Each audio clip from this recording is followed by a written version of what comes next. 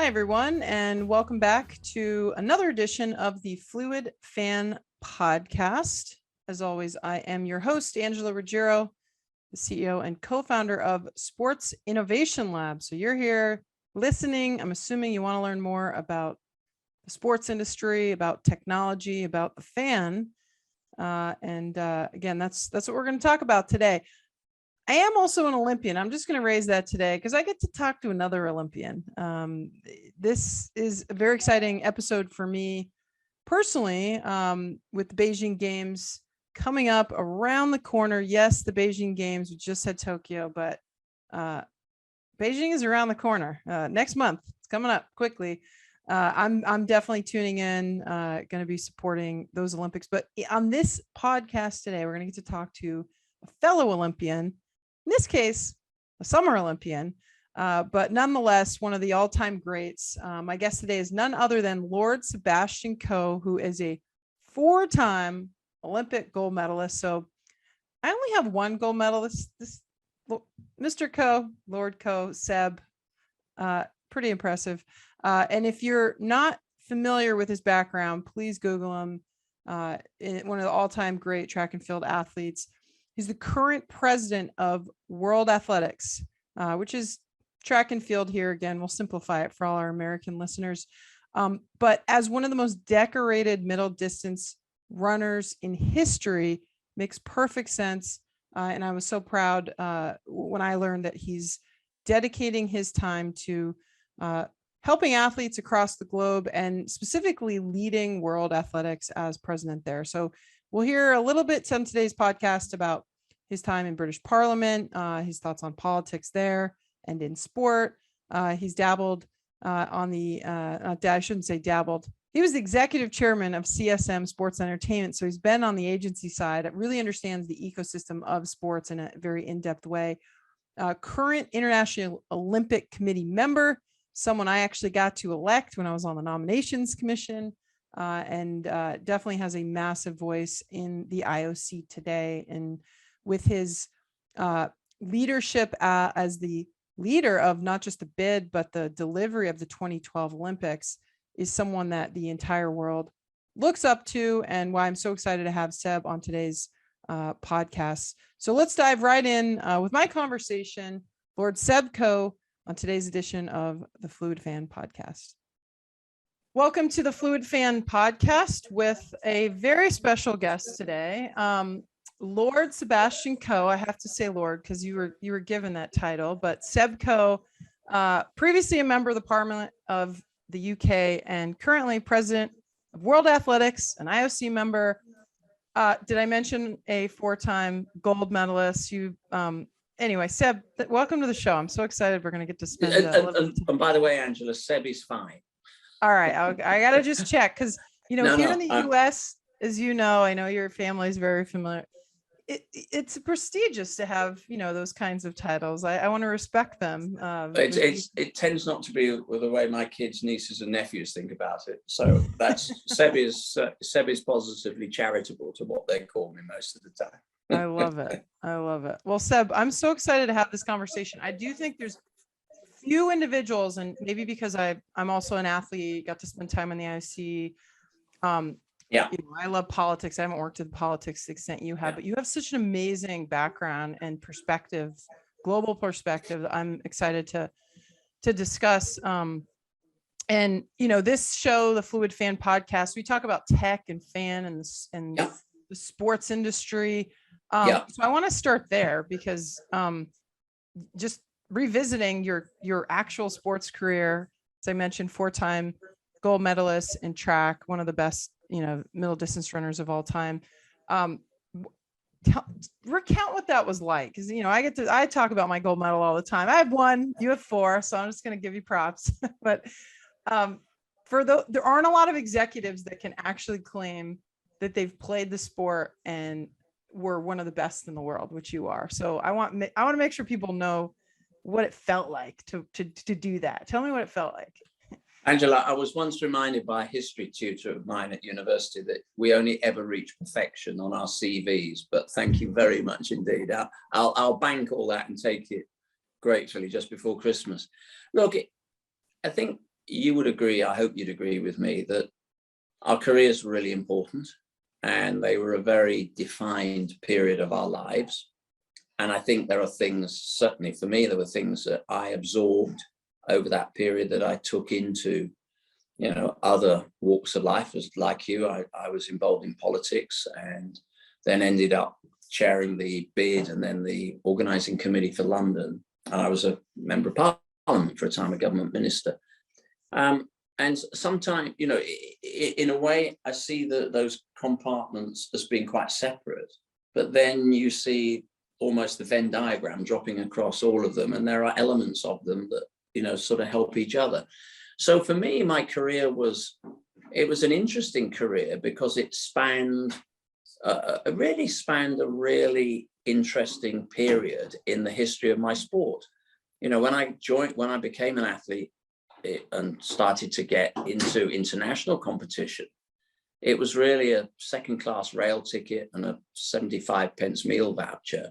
We were really technically an amateur sport. There was there was a little bit of flexibility and there was appearance money, but it was really very minor.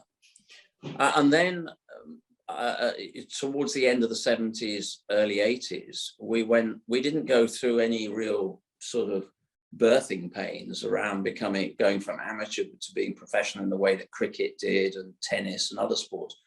We just sort of went there if you were good enough, you got financial reward. If you weren't, you stayed at a particular level.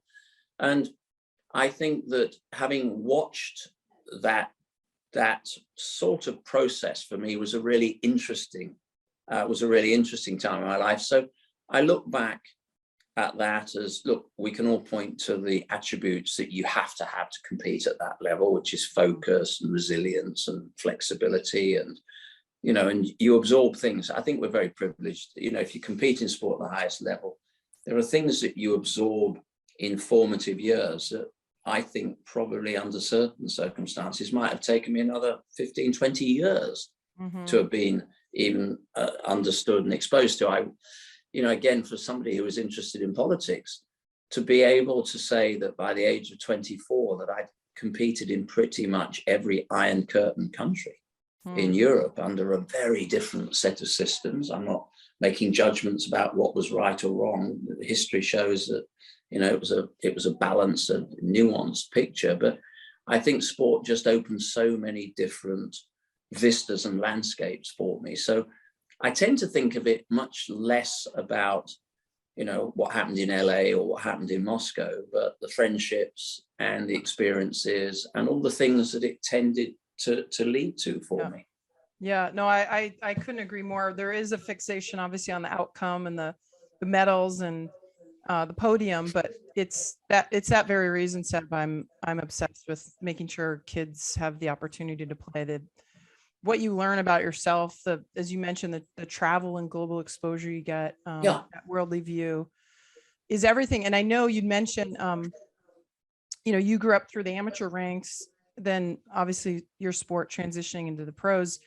You were on the first ever, and I have to give you a shout out, Athletes Commission of the IOC back in 1981 in Baden-Baden. We always talk about it when I was on the IOC Athletes Commission. You were one of the first there advocating for athlete rights and trying to do more to support those elite athletes now that are, again, trying to perform, trying to compete, trying to just have some of the basic necessities to be successful.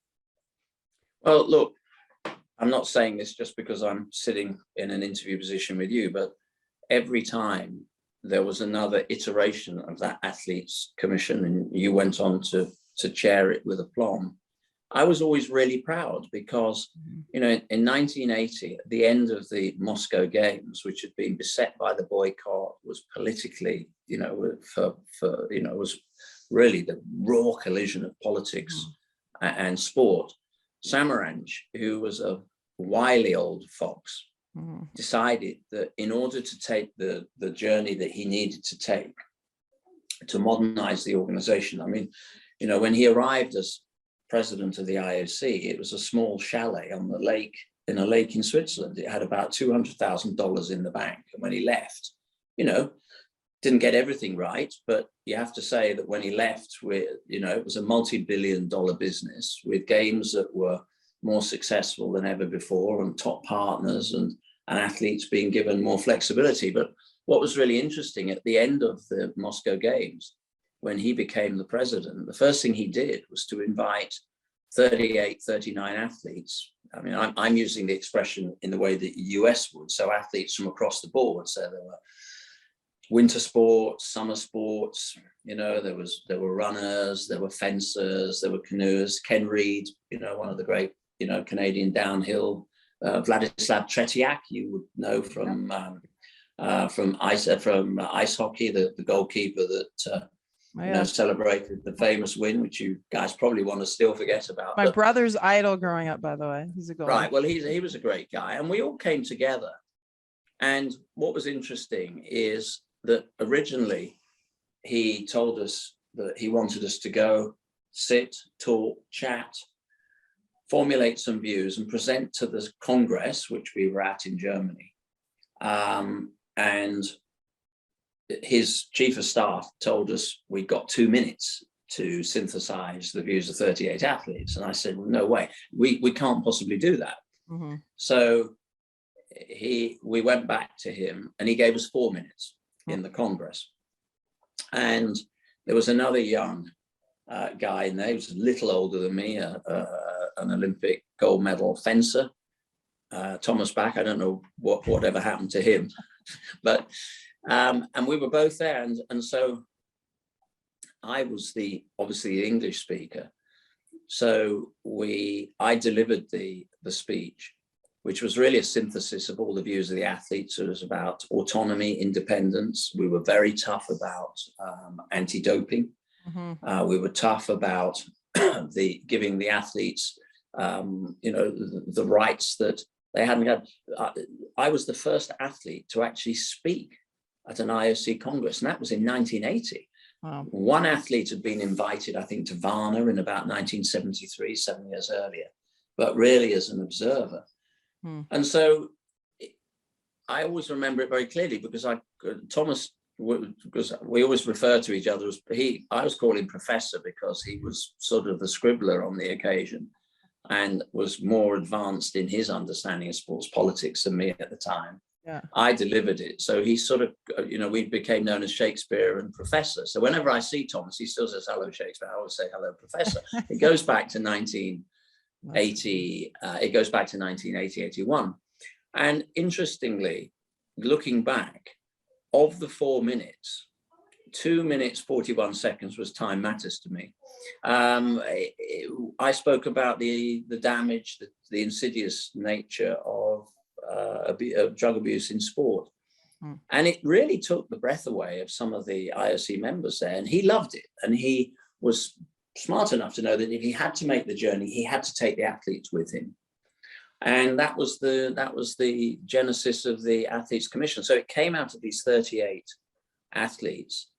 And there were some interesting moments. So the Eastern European athletes insisted, well, they didn't insist, but they were told that they couldn't enter any of the meetings without their so-called coaches sitting alongside them. And we said, no, we don't need coaches sitting in there. These are the views of the athletes. So at each time there was a roadblock, he went back in and freed it up for us. So every time, I mean, it's one of the things I'm probably most proud about is, setting in train what has been, a really successful set of athletes commissions since then, and some great people like yourselves who have chaired them.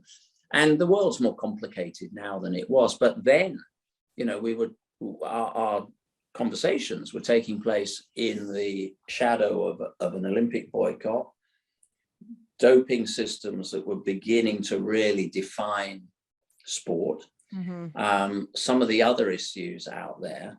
And what's nice about it now is that the latter groups of athletes commissions are now talking about other big issues around those crossroads of moral hotspots, gender, racism, all the things that really make your organization look like an organization that reflects the world. And so I'm really pleased with the genesis of that. Yeah, no, again, that's why I wanted to just say thank you, because not many people know of that first moment in Baden-Baden, those discussions. And therefore I think you having the perspective both as an elite athlete and then as an athlete, advocate athlete, an athlete that really had to understand and eloquently synthesize what are the needs, and in today's day where the athlete is increasingly having that platform to speak out and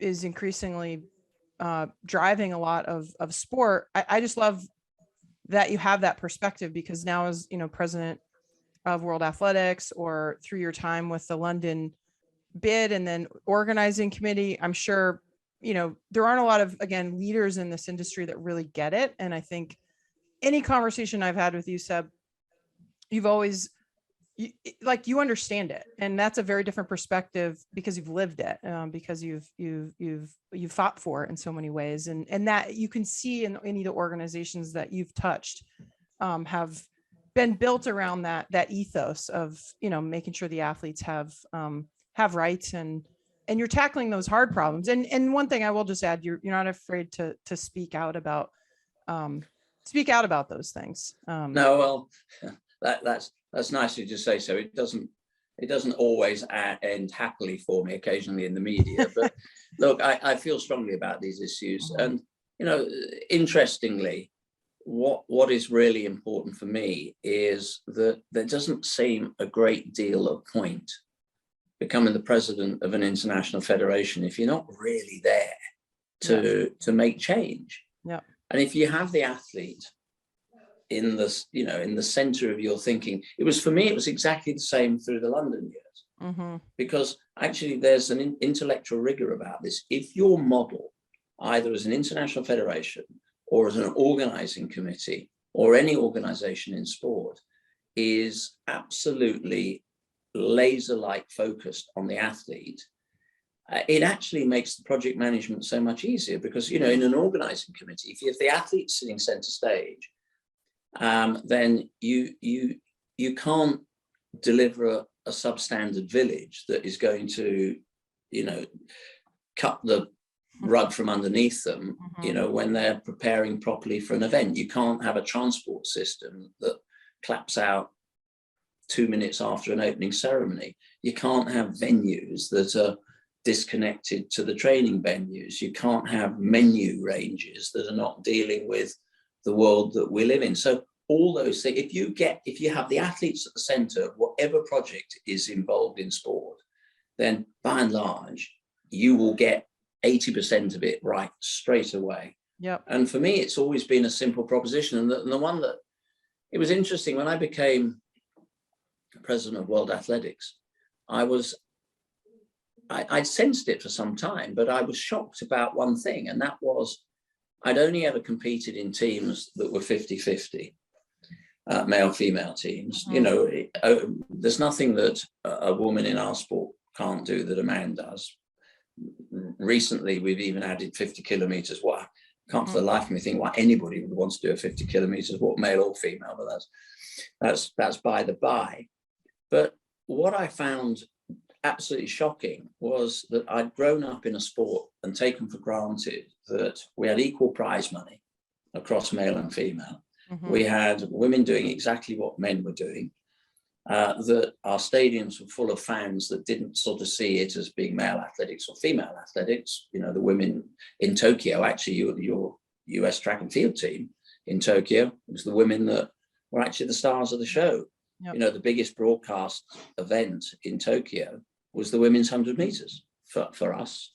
So what I found particularly baffling when I looked at it, though, was why in Europe, with, for instance, 53, 54 federations, when I became president of the sport, there was only one woman who was the president of the federation. We had very few chief executives. Yep. That we have great coaches, particularly in the US collegiate system. I can think of many of them, but they weren't making it into the upper echelons of our sport. So that was one of the things that I felt really strongly about. Yeah. And it wasn't just about giving women more influence in our sport. It was just that I want our sport to look like the world that people live in. And, you know, I'm sorry to say it, so many sports organizations just don't look like that. Yeah. And I think young people are interesting now. They don't look at your organization as a political party or a charity or a sports organization. Well, of course they do in a way, but they ask themselves a much more fundamental question than that: is, do these people look like the people I live with and work with? And if you don't, I'm sorry to say it, they're going to move on. And some of them are not remotely going to stay in sport. So for me, diversity and inclusion, you know, I'm sure for many it's a bit of a box ticking exercise, but for me it is just standard DNA. You want your organization to be balanced and exciting and challenging, and you want it to look like the world you live in. Seb, again, I'm giving you a big virtual hug here, because it's something that we at Sports Innovation Lab have spent a lot of time thinking about, talking about. You know, I am a massive advocate, supporter of equality, inclusion, and sport in general. And now that you're on the IOC too, I love that you're bringing this perspective to that body, and to your point of all the federations, because I've always seen you walk the walk, not just talk the talk. And and you know, you, to your point of, you grew up in an environment where it just was, and it, you know, it wasn't something you had to check a box or manufacture. And it was good at the end of the day for your fan, for the growth of your, if you're thinking of it just through the lens of business, like if your board, if your organizing committee, if your management team reflects those you serve, both on the athlete side and the fan side. I mean, another reason why we have done a lot around the fan project and other research this year to really push for more inclusion, not just of gender, but of race and any other forms. Yes, for sure. Just to, again, make your organization better. So I will just for the record say, there were dinners where you sat across from me, and I never forget you speaking up and saying this publicly and privately. And I just want to say thank you. I call you one of my man ambassadors. You know, there's a few good, well, you guys, you're like, all right, he's on our team. Well, I'm very flattered, but we will go on doing that. And so tell me what your vision for world athletics is before we kind of dive into some of your other roles. Like you've been there for a while, obviously, but you know, we've talked a lot on this show about private equity and different types of technologies you can invest in, and new ways you can grow, not just the sport itself, the participant base, but the fan base. And obviously with your global view and background, I'm curious what your vision for your, you know, one of the biggest federations, biggest sports in the world is. Well, the first vision for me, apart from being, you know, a powerful sport that attracts young people and does all the things that every sport's trying to tap into, I will restate the point. I do want it to look like an organization that reflects the world. You know, we're in 214 countries. And, you know, I'll just say this, you know, part of the reforms that we drove through in 2016, one of the elements is that by 2027, every governance structure in the sport, working group, commission, committees, exec board, councils, have to be 50-50. And for instance, in, you know, when we take federations to world championships, I want the delegations to be gender balanced as well.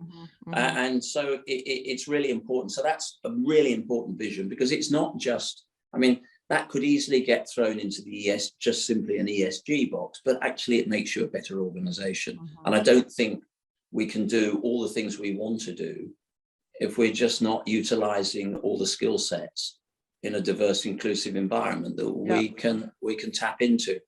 We've got 4 pillars, and each one of those pillars forms the basis of both our strategic plan and our what we call our world plan. So the strategic plan is created by the HQ, the world plan is created by the sport, for the sport, and the latter is our roadmap until 2030. And it really coalesces around 4 very strong pillars. One is we want more people in the sport. When I say that, more technical officials, more coaches, better gender balance, and certainly, you know, just greater ethnicity across the board. That's really important. The second one is we want more participation. And the vision I have for the sport at this very moment has been probably turbocharged a little bit by what we've all been through in the last couple of years, which is the COVID pandemic. Governments, you have to say slightly belatedly, and some better than others in countries around the world, but most of them have actually woken up to the fact that the COVID was not the great leveler that everybody talked about. You know, we're all in this together. It was anything other than that. It actually proved what we all suspected, which was that those communities that have been hit hard and hardest are at the wrong end of the social and economic food chain.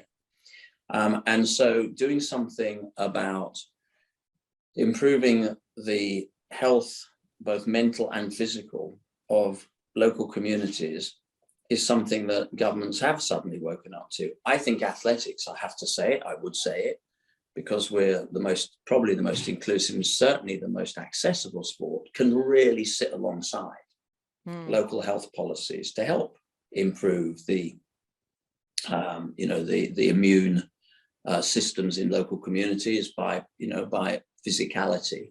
And you don't need expensive horses and yachts and motor cars to do it. You can tumble out of your front door and pretty much do that. So that's another, and I want us to be a campaigning organization. I want us to lead.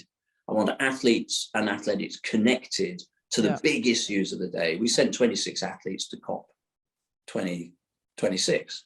They spoke with passion and fervor and with anger, which is what I wanted them to speak with.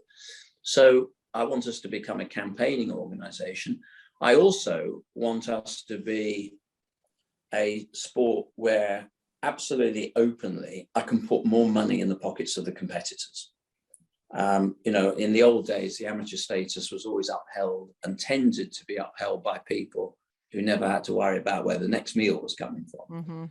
We've got, our sport is so broadly based. We know we are really, like a lot of sports, we are attracting from really challenged communities. So I want to find ways, in a way, of disrupting the funding model. I don't think I really genuinely don't think the broadcast model is one that is sustainable. I think at best that's going to flatline. I don't think if you look 5-10 years down the road, probably 5 years, you're not going to have the big dominant TV channels any longer. I think there's going to be very much more, there's going to be much more flexibility and innovation about how we watch. I mean, I'll give you a good example. In the middle of COVID, in order just to keep the sport front and center, the pole vaulters, Renard Lavillenie, Sam Kendricks from the US, and Mondo Duplantis, the latest world recorder, all three of them created something called the Ultimate Garden Challenge. They've all got pole vault facilities in their back gardens. They competed against each other at exactly the same time in different time zones. They only had one person that was able to assist them, and that was to make sure the bar kept going up because they didn't want to take time. How many times could they clear a fixed height in 30 minutes? It was terrific television. We had 1 million people watching it as it went live. We had about, over the next 48 hours, we had probably some 40 million in one way or the other. So we did it on 3 iPhones. So amazing. I think the creativity and the innovation that's come out of this tells us that, look, we can't do everything like that. But I do think the fans got closer to the athletes got closer to the fans. And I think that there are things that we can be doing in a much more innovative and smarter way. But to do all the things I want to do, I do also recognize that, any of us that are sitting there thinking that we're going to fund all this out of ever expanding TV budgets, it's not going to happen. So we've got to look at other ways. And, there are lots of sports that are now having quite detailed conversations with private equity. There are sports that are looking at, in a relatively low income interest rate economy. They're looking at debt. They're talking to high net worth. There may be a combination of all those things coming together. So I think the one thing that sports have sort of understood is that in order to continue to do what they're doing, they're going to have to think about things in a very, very different way. And I think this is for me a very new landscape, but I think we've got to be brave about it. Again, I love your just teeing me up here, Seb. I mean, that's what we think about every single day is how do you, in the new economy with this new age fan, we call it the fluid fan, that behaves differently, that's enabled by technology, that can run a competition in their backyard with an iPhone, the creativity, the ease of use, the opportunity really for those creative organizations that that want to think outside of the box, don't just want to rely on broadcast sponsorship, ticket sales, like the typical revenue streams. We obsess over, and what I think about every day is these new monetization opportunities. But my biggest challenge and question thing, and what we're trying to answer with our data now, because we're a data company, is how do you then differentiate a World Athletics from another federation, another sports property? Because how do you really understand your fan, how they might want to consume? Maybe they want to bet, maybe they want to buy more merch, maybe they're thinking about just creating content. And if you invest in enabling them to create really cool content on your behalf, user generated content. I mean, the variety of fans, and you have the benefit of having a true global fan, which is amazing. I'm curious if you have any reflections on all these new investments you could make, all these new monetization opportunities, then if you get it right. How do you think about that? And I know if you want to discuss your role as executive chairman of CSM Sports Entertainment, you've been with them for a long time. You're not just coming, this perspective, I guess, isn't just coming from, your London 2012 or your World Athletics. Like, you've been in this business. So I just want to make sure our readers understand, our listeners understand that, because we're in a new age of sport. We're in the age of the fluid fan, and there's a lot that you have to grapple with, as do other leaders that have to make these really important strategic investments. You see the opportunity, which is one I love, but how do you go about that process, thinking about, is it NFTs? Do I invest in, there's all these new things hitting us, the metaverse now, that my listeners and our clients, and your work at CSM, I'm sure, and now as president of World Athletics, like, you have to make those hard decisions. How do you do that? You do, and you've almost made me break out into a cold sweat thinking about all the things that. Sorry, I'm not making you nervous. I'm just. No, we do, but it's a good thing, because look, there is a massive opportunity out there at the moment, and let me just pick up on one thing, and I couldn't agree more with what you said. We've always, even as agencies, and certainly as sports organizations, we quite understandably have spent an awful lot of time and effort and energy in figuring out what the experience is for the fan in the stadium. The reality of it is that through COVID, the fan for nearly a year wasn't in the stadium. So it forced everybody to go beyond live. And I'll give you a really good example. F1, which actually had a good COVID. Drive to Survive, the fabulous Netflix series that brought a whole heap of people into Formula One that would never have even bothered to cross the road to watch it, are now addicted to it. But what is interesting is we've spent a lot of time, understandably, trying to create great experiences for the fans in the stadium and in the fan zone. But more and more people are actually going to be watching from home. They're not actually going to be traveling maybe as much for some time. I think that world has changed. So I think what we need to be thinking about, both as agencies and as rights holders, is actually, what is the experience of people watching at home, which is the vast majority of the way people are consuming your sport. We did a very rough piece of research at the very beginning when I became president, and it was rough, Angela. I'm not claiming it was, pristine statistical analysis, but in simple terms, and we've got much more strategic and analytical about it now, but very early on, the piece of work showed up that 70% of people that were asked about our sport said it needed change. And 70% of that 70% said that the biggest change needed to be sports presentation, both in the stadium, on TV, online. And way that we are, we have consistently tried to sell sport, I think has been, it might have worked 20 something years ago, but I think it lacks a lot at the moment. Mm-hmm. And I think there is real potential there. Look, and again, I was reading a piece the other day about, AI and algorithms that are actually out there trying to create entirely new sports by throwing a whole lot of data in and mixing it up and coming up with all sorts of smart things. And, we all think, or we all try to say that we know a lot about our fans. I'd be the first to admit that we don't actually. We don't. We need to be much, much better at that, in understanding, what it is they want, what it is they expect from us. I think we're much more interactive and collaborative than we've ever been before. And this point about going beyond live, the point I was going to make is on Sky TV in the UK, they ran a rerun of the 1996 Formula One Grand Prix in Monaco. It was the great race where Ayrton Senna drove, like a genius. Had 2 million viewers.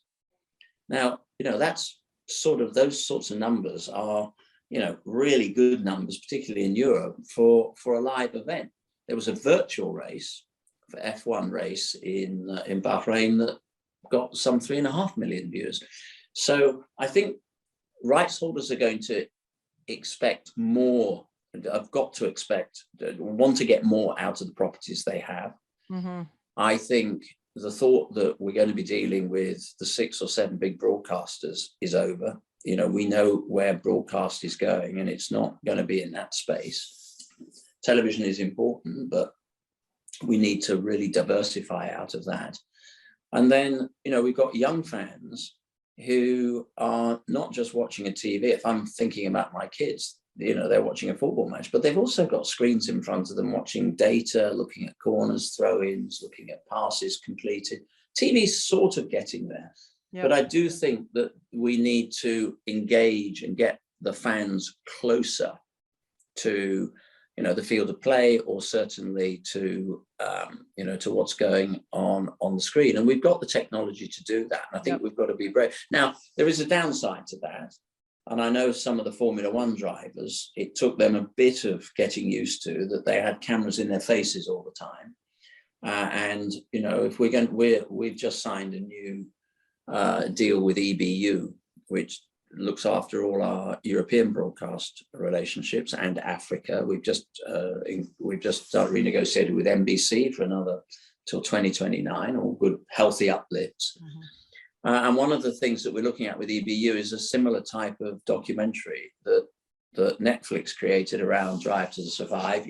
We saw the amazing impact of The Last Dance, which again had me. This shoulder content, as we call it, there, this new age consumer, maybe he's watching clips, highlight clips. Maybe they're watching second, third screens. They're exactly they're doing multiple things. They want personalization, but the idea that you're in our recent research around the FAM project, where we highlighted and focused on the women's sports market specifically, one of the big findings was this, the athlete is the entertainer. It's the F1 Drive to Survive. I want the behind the scenes, the context, live. It's not just what's going on in the field and the statistics. It's give me everything else. Give me that entertainer. And I don't know what you think. I always say the Olympics were the original reality show. Sports was the original reality show where you saw that drama, and fans expect that drama to extend outside of just the court now. They want to know it all. No, but I think you're absolutely right, because we do talk a lot about technology, understandably, but actually, whatever the medium you're using, it's means. It's about storytelling. Totally. It's the means to the end. Yeah. Technology for technology's sake is not. Look, if you haven't got a good story to tell, it doesn't really matter whether you've got it on the most advanced piece of technology. You're probably not going to get it in as a crossword clue in a local newspaper. You have to tell stories. Yeah. Tech is allowing us to distribute it in different ways and get the message out, but it's the means to the broader end. And I do want to just highlight the other thing you said, which was COVID was I think in a lot of ways exposed like, how do we service our fans at home? But, you know, whether it's World Athletics or the Olympics or, you know, the Premier League, you know, 99% of those fans never get to those games in general. Let alone COVID. That's how you grow globally. You know, it's that fan at home that really we're talking. It was really interesting to me because if you remember, and you're close to the Olympic movement, the discourse at the time around Tokyo was, how can we possibly take these games seriously? Because there won't be people in the stadium. And I'm pointing out that 99.999% recurring of our fan base do not get to the stadium. Yeah. So, you know, of course we're very lucky. You want noisy, passionate fans, and you know, and it did hit the athletes quite hard, particularly in some of the technical events. Yeah. The reality of it was that, you know, broadcast numbers, you know, we've never had higher broadcast numbers than we had in Tokyo. And funnily enough, I think that the athletes themselves rose to the occasion too. Yeah. So I mean, I'm not saying we need COVID, you know, indefinitely. I hope we don't have it indefinitely. But that's the glasses half full. It made us do things differently. Yeah, you got to think differently. Yeah, I've been on my soapbox for years now. You know, Thomas Bach, our president, change or be changed. I know something he said. In this case, we are forced to change. But I think the output, the long-term impact is going to be very positive for the sports industry. You touched on Tokyo. I know we got to wrap soon, and I have a few questions. But last one is, Beijing is literally right around the corner. Give us your thoughts on Beijing, whether political, because, you know, you got your political hat on and all the discussions going on there, or just what you just talked about. Are these games going to be successful? You know, you're an IOC member, your fingers of the pulse here, from a distribution, a broadcast perspective. Again, they have the same challenges that Tokyo has, which did a phenomenal job. So, you know, the Olympics and Paralympics in Beijing, thoughts on that before we wrap? Well, first of all, I think they will be successful. Secondly, they will take place. And thirdly, I'm philosophically diametrically opposed to boycotts. They only, whether they're sporting boycotts or even the meaningless gestures that's being talked about, you know, not sending diplomats. To be honest, Angela, nobody's going to miss a sports minister turning up at an event. They're really not. But you've said something about they're not going to miss the sports minister. But I read recently you also said, well, that's a missed opportunity for dialogue. Yeah, of course. Look, I will go to my grave knowing, because I've witnessed it in so many different guises. I will go to my grave knowing that two things: sport is at a local level the most potent social worker we have. It gets into spaces, it gets to people, it gets to hard pressed communities. It often provides the only anchor point in the lives of young people in really difficult lives. Sometimes the only female or male role models are through their coaching structures. It plays an inordinate role. The second element of all that is that I also know that used properly and properly understood by governments, it's the deftest. It really is the deftest of soft diplomatic ambassadorial powers.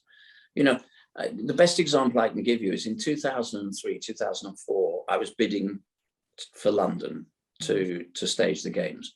I was in Hyderabad I probably shouldn't have been there, but that's a different story. But I was in Hyderabad at the opening of the Afro-Asian Games. I have an Indian background. My mother was Indian. And in the margins of an opening ceremony, and anybody that sat through an opening ceremony in India, and I think I can say that, you know, it goes on. You never leave an opening ceremony. I've never left an opening ceremony anywhere in the world where I thought, oh, I could really do with another half an hour of that. It went on. But actually, in the margins of that meeting, two sets of foreign ministers met, India and Pakistan. And they met because India and Pakistan at that moment were they weren't effectively on a war footing. They were. You know, there were skirmishes across the board. It was really serious. And how did they seek to reduce tensions? Both ministers at the end of that meeting, as I was there, agreed to re-implement a cricketing test match series. And, you know, whether it was Kevin Gosper's efforts as an IOC member in Australia to get East and West Timor to walk into the stadium at the same time when they were at war with each other at the time of the Sydney Games, whether it was North Korea, South Korea, just recently. You know, I've seen it time and time again. And I'm not remotely, you know me well enough to know I'm not insouciant or cavalier about human rights. I take it really seriously. Mm-hmm. But I know that as a sports leader, I can say really uncompromising things in the company of heads of state and ministers when I'm going there to talk about the potential for staging one of our events. I am going to challenge them on labor conditions, on stadiums that get built. I will challenge them on their approach to LGBTQ issues. I will challenge them on whether women have got, you know, the proper rights and abilities to compete. And I'm uncompromising about it. I remember when I was in politics, you didn't do that. Mm-hmm. Because most ministers are visiting, hopefully getting a trade deal. You don't want to, you don't want to make too many waves. So all I was really saying is I'm not remotely taking lightly the challenge around human rights. No sport should go anywhere and sort of sit there, Marcel Marceau-like. You should challenge people, but you should use it as an amplification. Yeah. And I want politicians to recognize we're not competitors here. We can actually sensibly partner as collaborators. Mm-hmm. I can say things that they don't say. Yeah. And I know, look, I'm probably old in the tooth, but I've never thought pulling up the drawbridge, closing down on dialogue, and particularly where sport can open those doors, I've never seen that a particularly fruitful outcome. Mm-hmm. I just know that it is far better to be there, to be maybe even in the infancy of change that you don't recognize or witness straight away. I mean, I went to Moscow. I didn't expect within 2 years the Soviet system to collapse, but it was better that we were there. Mm-hmm. And I've never seen a sporting event go to any society where it hasn't in its own way flicked the social, economic, cultural, political dial. And I just think it's really risky if you predicate your sporting relationships on the basis that of short-term or even entrenched political systems. I know, Angela, people came to the London Games in 2012 and were holding their nose over British foreign policy in the Gulf at the time. Mm-hmm. And they came, but they came because it was sport. They made their points. I know they did, because in bilateral meetings that I was a party to, they were very open about it, but they came and they supported it. And so, yeah, every athlete deserves the freedom of passage and the right to speak out and, the flexibilities. And we shouldn't sort of sit there and be unwilling to condemn when we do, when there are infringements. Mm-hmm. But I think it still is better to have international sport playing that role than just saying, well, we'll have dialogue across economies, we'll have dialogue across environmental change and sustainability, we'll have bilaterals in everything else. But as soon as it comes to sport, we'll sit the dance out. It was historically illiterate and intellectually dishonest to go down that road. So now I've got it off my chest. Thank you for that.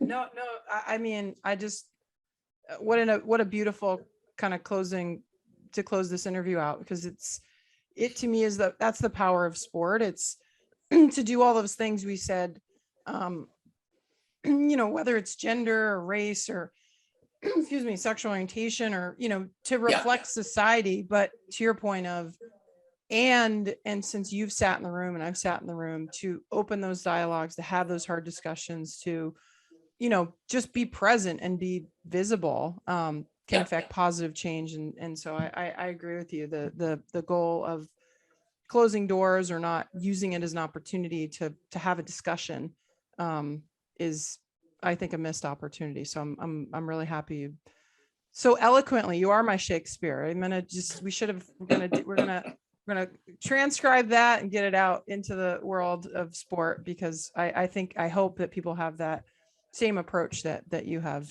to what sport can actually do. You and I, again, we started this talking about the medals and the performance and the things that everyone is hyper obsessed with in the sports industry. But these other layers is what I think sometimes get missed, and ultimately I think is what the true power of sport is at the end of the day. So so thank you for that. All right, I'm going to let you go, but you got to quickly answer one question for me. We're going to condense. We do 4 with 4. What does innovation mean to you? Name drop some people, some leagues, teams, federations, some technologies. Put it all into one. What does the future of sport look like through the lens of innovation? Look, it would take me forever to sift through every element of that, but I think it's a state of mind, isn't it? Yeah. I think it's a state of mind, and there's a balance. You know, we have a big debate at the moment about shoe technology. Swimming went through it with its, you know, its one pieces. Skiing has, you know, no, we're in that, and there's a real balance, isn't there? You want innovation that is helping athletes to succeed and to compete and to train with less risk of injury, but you also want to maintain the integrity of the field of play. But I think at the very best level, innovation is about a state of mind. I will say this. I think one of the most extraordinary stories, and I'm slightly biased, was I was the first athlete to win a global medal in Nike shoes. But I think the Phil Knight story across what he managed to do with that business and some of the areas that he's taken sport into and some of the innovation and some of the positions that he as the company has stood, I think is an exemplar in that. I have my own podcast series because you very kindly took part in it. I remember talking to him and he said his was the 56-year overnight sensation. But at each step of the way, I think he's been absolutely at the forefront of innovation. So for me, it's about just being restlessly curious about how we can apply what we know and what we don't know just to improving the visibility and footprint of sport. So Phil Knight, any other leaders, any other leagues, federations that you obviously actually I'm going to say this, and not just because you're sitting there. I actually think that the National Hockey League has done a lot in the last few years to engage with fans. I'm always impressed with the way US sport has reached out both socially and digitally to fans. I think F1, that was a brave decision, not just on the field of play to try and do something about some of their rules, but it was a brave decision to take the cameras behind the scenes. But that has created an extraordinary groundswell of fresh interest in the sport.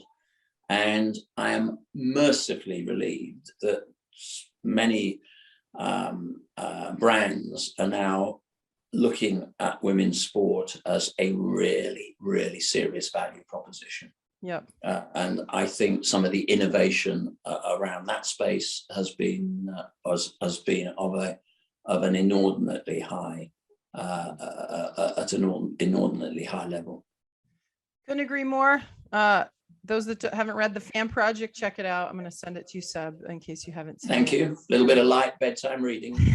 But thank you again so much, Lord. I'm going to Lord because you earned it. But Lord Seb Coe, I'll call you Seb, but the rest of the world, Lord Seb Coe, former member of the Parliament of the UK, executive chairman of CSM Sports and Entertainment.